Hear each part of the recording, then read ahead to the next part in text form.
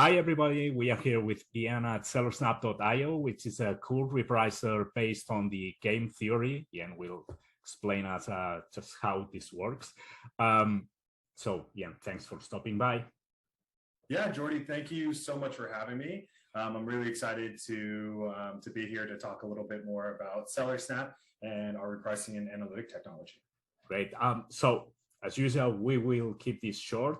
This is a quick demo on the main features and how the tool works. And Ian, please be my guest. Absolutely.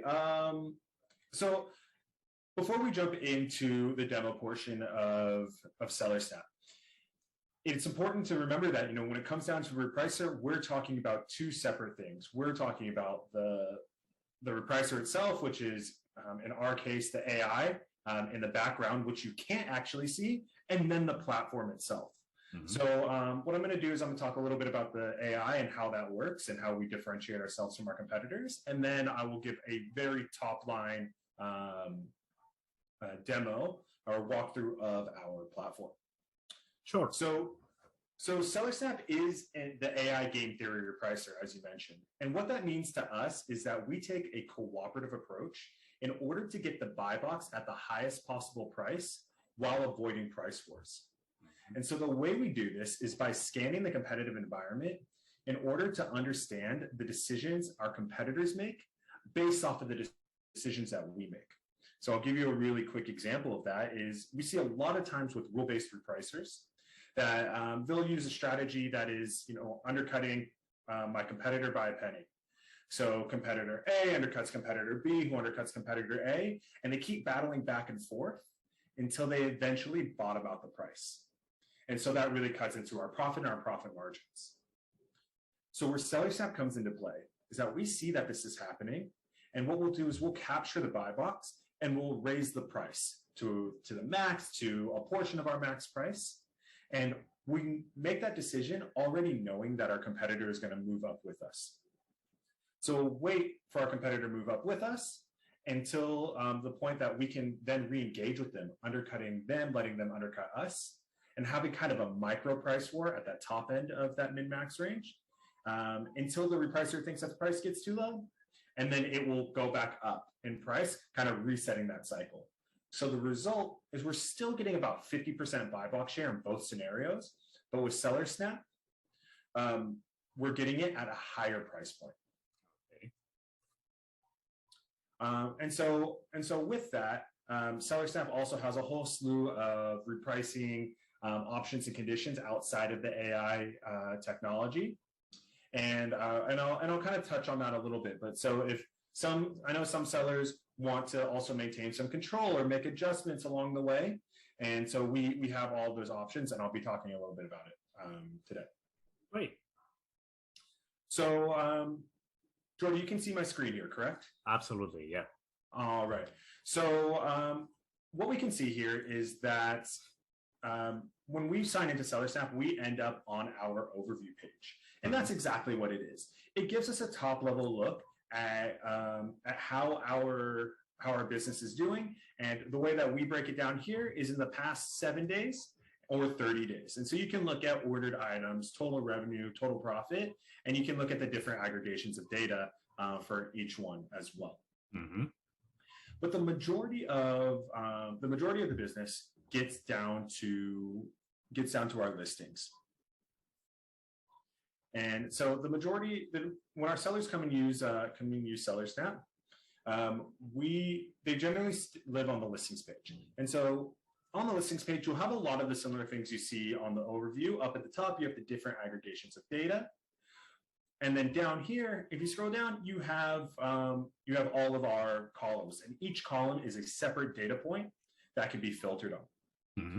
And so I'm going to quickly go over everything that's kind of sits below the fold where sellers can get the most out of the platform, and just because we have a short period of time. Mm-hmm. And if I start to go along, Jordy, just holler at me and we'll start to wrap things up. Okay. So just moving forward, everything by default is looking at the past 7 days. We can also set it to look at a 30-day view as well by simply clicking this option and clicking apply. And there is options to set up a custom date range as well. And so anytime you change anything down here in the listings tab, it will change the aggregations up at the top. In addition to being able to look at different date ranges, we're able to filter on the different items, and I'm not going to go into all of these filters because the list goes on, and we don't have enough time for that today, unfortunately. Maybe that will be for round 2 of this video. Yeah. But the filtering options is there, and sellers can use it to answer super important questions about their store. Over here on the right hand side, I'm just going to mention that the columns exists because, like I said, each column is a data point, and there's both hidden and visible columns that sellers can go through to make sure to add certain enhancements to the questions that they're asking about their store and use the filter. So in order to use these columns filters or selections, you simply select it and move it to show. If you want to remove those columns from your view, you'll select them and then click hide and apply changes. I gotta say, this is an insane amount of data.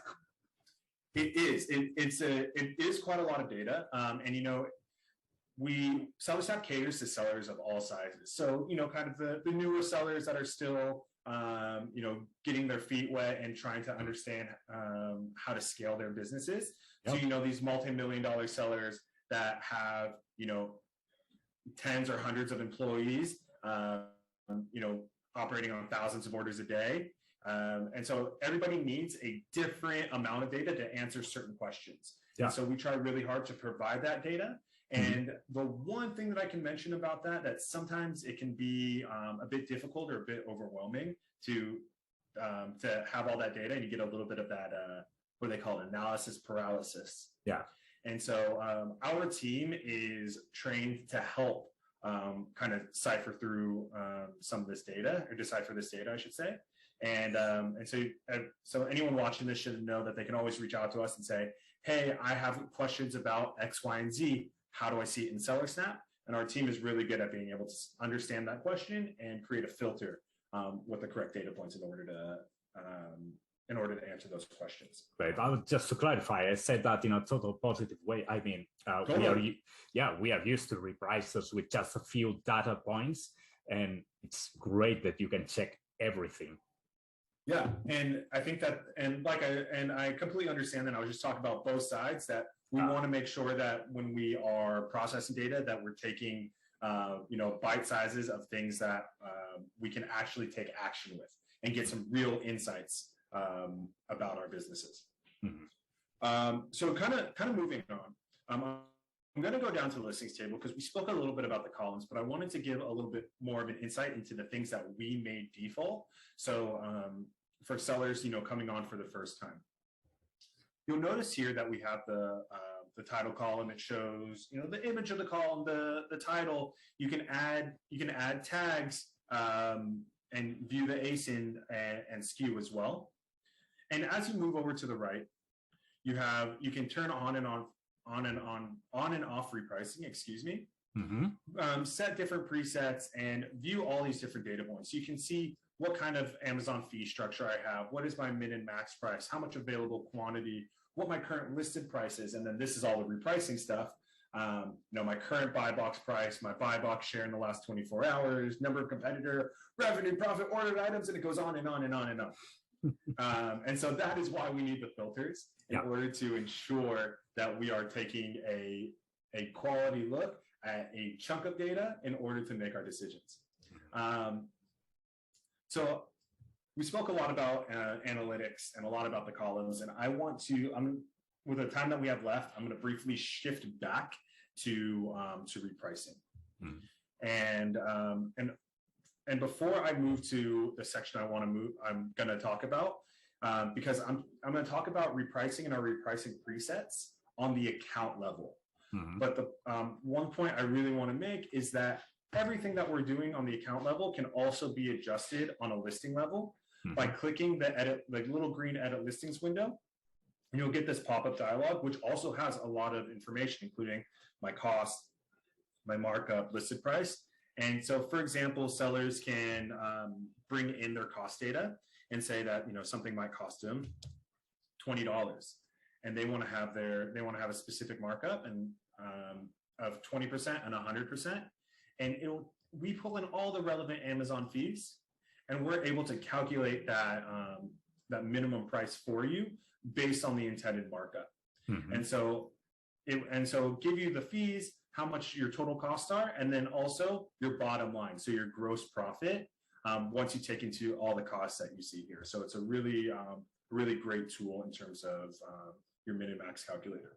Mm-hmm. But what I really want to talk about is the repricing settings. And so I am going to move to the store settings in order to take care of this. But users should know that within the edit listings window, if you click on repricing settings, you can make a single repricing change, or sorry, I should say change to your repricing strategy mm-hmm. on the listing level. Okay. By clicking on the repricing settings tab. So we're going to move on to the store settings. You click on settings, you click on store settings up at the top. And we're going to wait for the tabs to load, and we're going to move to the repricing presets tab. You can see that this is my demo store, so I have some pre-made presets, but I'm going to take one from the beginning. So we're going to call this preset Jordy 1. And so from there, what I can do is I can set a whole slew of conditions and set a default repricing method in order to take certain actions when they come up. So we're using if-then statements. Okay. And the way that it works is that you simply add the conditions. And when I'm looking at the first condition, kind of this number 2 slot, this is the very first condition that my repricer is going to check. So it's going to ask a question. If competitor with seller ID 123 exists, then apply follow lowest FBA, for example. And then it will check the second, and if this doesn't pass, it'll check the next condition down. And then the next one, and the next one, as long as they're not passing. If we run out of conditions, what it's going to do is it's going to go back to the default repricing method. So the default repricing method is the base. And so that is, and so that's what we're always going to go back to if one of these specific instances doesn't occur. So you may choose the default one or to override default one's behavior. Correct. So in the default repricing method, we have things like win buy box, mm-hmm. Follow buy box, set a fixed price. And so that is kind of the last line of defense. That is what we want to do if none of my particular instances take place, and I'll explain. Okay. One really common preset or condition that our sellers work with is to look at the last purchase. Mm-hmm. And so they might say, if I don't have a purchase in 2 hours, I want you to be more aggressive because I need to move items. Because mm-hmm. remember, the AI is looking to get the buy box at the highest possible price. Mm-hmm. And because it's using a cooperative strategy, if I have one other competitor on the listing, the cooperative strategy says I get 50% and my competitor gets 50%. Yeah. But sometimes I might need to be more aggressive or want to if I'm not selling. Mm-hmm. And so some sellers will say, if I don't get a purchase in 2 hours, go for win buy box. You don't have to go for complete domination, but try to get 80%. Uh-huh. And so we have different. I clicked back by mistake, but we have different. So that's like one method that sellers will use in order to try to move more items. Some other use cases that sellers will use for making presets is a lot along the lines of inventory management, right? Okay. Mm-hmm. And so they might have a condition that says if I have inventory age above 90 days, and I have more than 10 items that fall in that category, so it's anything 90 days and older. Yeah. Then let's start to lower the price in order to generate more sales. Because at that point, I have to make that decision. Do I want to try to maximize my profit, or do I want to make sure I sell these off because the longer that they're sitting Amazon's fulfillment center, the more it costs me. And so there's costs coming from all sides, and we're constantly trying to balance that. The last one that is quite interesting that sellers will do is is using a combination of an if-and statement. And so I'm going to go back to the no purchase, and let's say I don't have a purchase in 48 hours, which happens, right?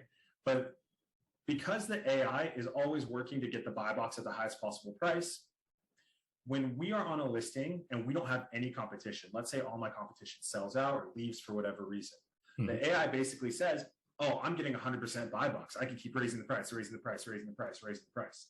But what happens then is that maybe that price is too expensive for my consumer. They have alternative options, alternative products that they can buy at a lower price point. So what a lot of sellers will do is that they'll use something like this. They'll say, if I don't have a purchase in the last 48 hours and I am the only seller, because then we can assume that we're getting 100% of the buy box, I'm going to apply a condition that says set to my last purchase price.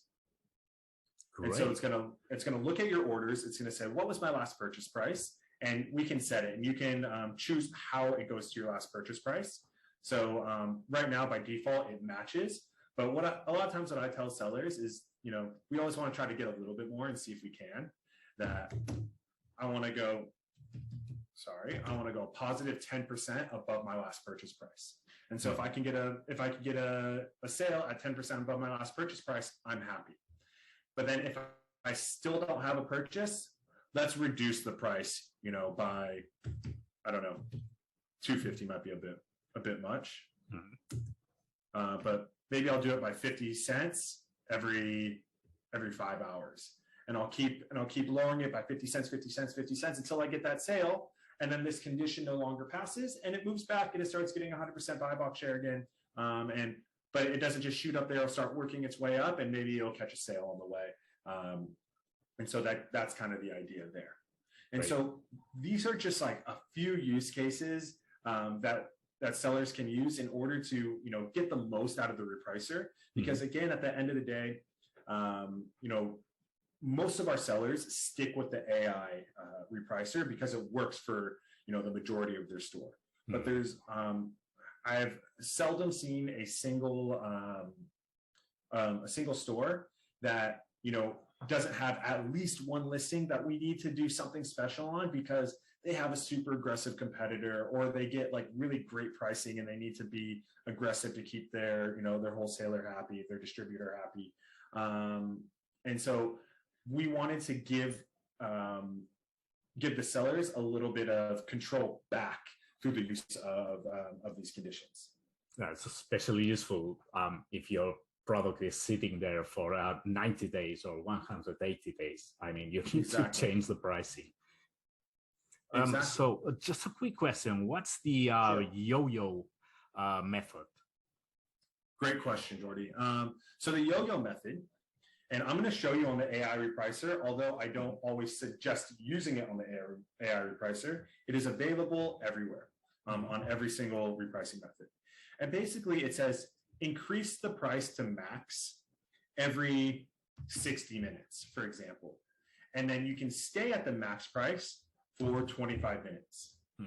And so the idea there is that we are forcing a move in the upward direction, taking ourselves out of the buy box, taking ourselves out of that contention for sales in the hopes of bringing our competitor up with us. The reason why I say you don't necessarily need to do it on the AI repricer is because the AI has a built-in smart yo-yo. So as I spoke about before, we know what our competitors' decision-making process is. And so that decision, as I said in the beginning of our talk, like when we move up to max price, we know that that competitor is going to move up with us. That's why we made that call. Okay. But some sellers do like to take a little bit more control again and have it be more consistent and have it be and have it work on a certain cadence. The main trick about this is I usually suggest never going below 25 minutes. 20 at the most, or at the least, I should say, because we don't know how fast our competitors are repricing, and we don't want to put ourselves in a situation where like yo for 8 minutes, and then it doesn't give our competitors enough time, or their repricer enough time to actually make that adjustment. Okay, understood. Well, it's a great feature. I mean, it's kind of an A/B test to see if your competitors are reacting or staying on the same price. Absolutely. Nice. Well, nice. Anything else you want to check with us? So yeah, the last thing there's 2 things I'm going to share, and I'll save the last for last. This is actually the first time I get to talk about this, so I'm super excited about it. This is a feature we rolled out this week. It's a brand new feature. And again, like I said, this is the first time that I've spoken to anybody outside of the organization in terms of a video like this. So I'm really excited to share. Basically, now I'm excited. Now you're excited. I'm super excited. Everyone's excited. So buckle up. So this feature is called custom column attributes. And so basically the way that it works is that, in addition to all the different columns that we had spoken about, users can now add their own custom columns. So once I show the tool, I'll go over a few use cases. The way to get to the tool is by clicking on account. It's going to take you to your account level settings, and then you have the tab that's called custom column, and I can add a new column. So I might call this column source. And then I have different data types. I have the Boolean, date, list, numeric, and string. And so the Boolean is true, false, date, list, numeric, and string are pretty straightforward. String you can kind of think of it as a no, it's free text. So I'm going to show the list, and this is why. Generally, a lot of times we have all different kinds of sellers who are sourcing from different places, right? Maybe you get the same product from 4 different wholesalers, or maybe you're a retail arbitrager who wants to keep track of where you purchase an item, and maybe you just want to understand, like, is this source something that is profitable for me? And so what we can do is I call a column named source. I choose the data type list, and then I'll say, this is from Walmart, this is from TJ Maxx, and I don't know, Costco. These might be bad examples of sources, but you get the point. Yeah. And so I can add these values and save these new column, and save this as a new column. And so once this column is saved, I can go back to my listings, and I can go back and add that column in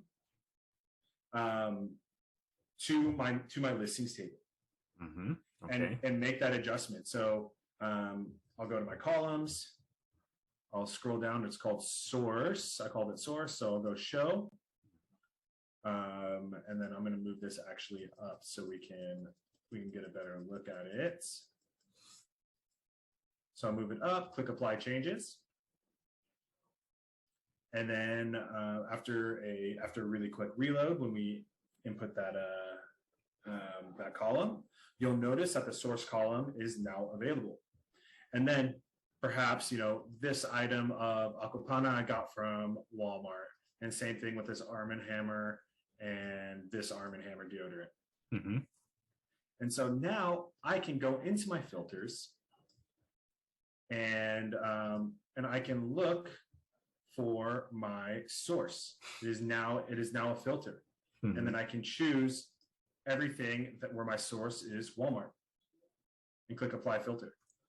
And now from there, I can see the revenue that I generated by source. And so it's a super useful feature in order for me to identify some of the business decisions I'm making. Is this a worthwhile place to be sourcing my product? And so again, it doesn't have to be a retailer, just like the retail arbitragers. It could be distributor A, B, and C. And so that's why we're all super excited about it. Like I said, it's brand new. It's this week. And so there's a ton of use cases to go along with it. For example, I can create another column that is just the timestamp. So that might be the date that I actually sourced the item. So it's column source, timestamp, and then I create the filter. So show me everything that I sourced from Walmart from July. Yeah. And then we can really get more and more granular with it. So we're super excited about it, and I know our whole team has been looking forward to this rollout. That's great. So finally, we can have the answer to: do I need to move to a Walmart, to live next to a Walmart mall, so I can source directly from them? So it's really useful for retail arbitrage, for example. Yeah, it's really useful for retail arbitrage, but also for other topics as well. So historically, there is a data point that comes from Amazon through one of the reports that's called brand.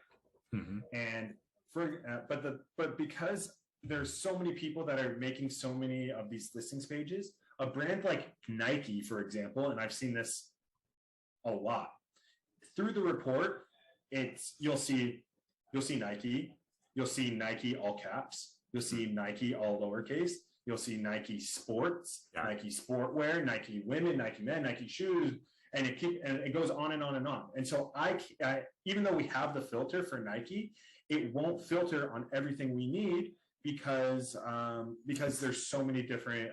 That's a different brand. It's a different brand in terms of what Amazon presented us with.